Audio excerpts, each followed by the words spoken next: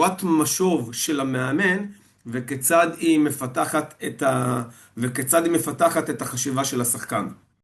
והמודל הזה מתבסס, אחד, על משחקונים קטנים בשטח קטן, איך השחקנים לומדים ליצור יתרון מספרי, ואיך השחקנים לומדים לנצל יתרון מספרי.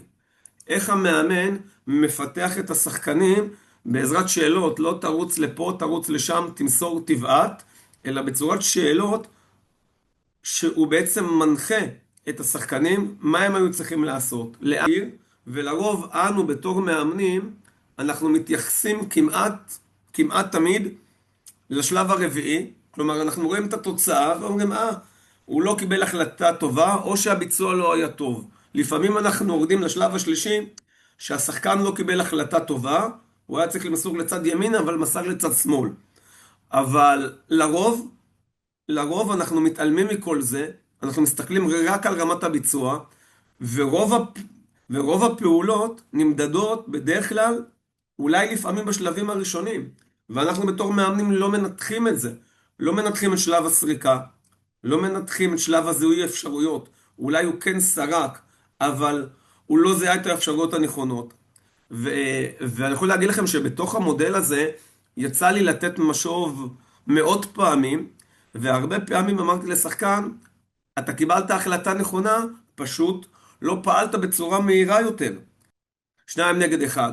אוגוסט וויין בכלל טוען ואומר, שמצב המצב האטומי של פיתוח קבלת ההחלטות, המצב הכי קטן, זה 2 תוקפים מול מגן.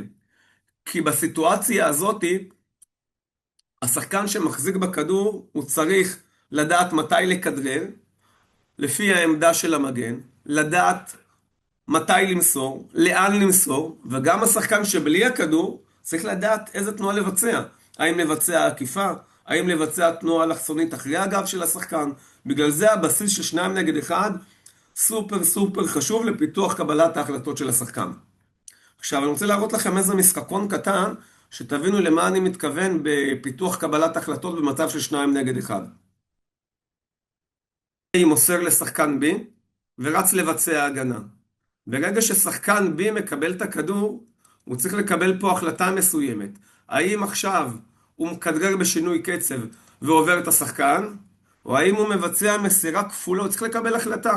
האם הוא עכשיו מבצע מסירה כפולה, או האם הוא מכדרר ופה עובר את השחקן.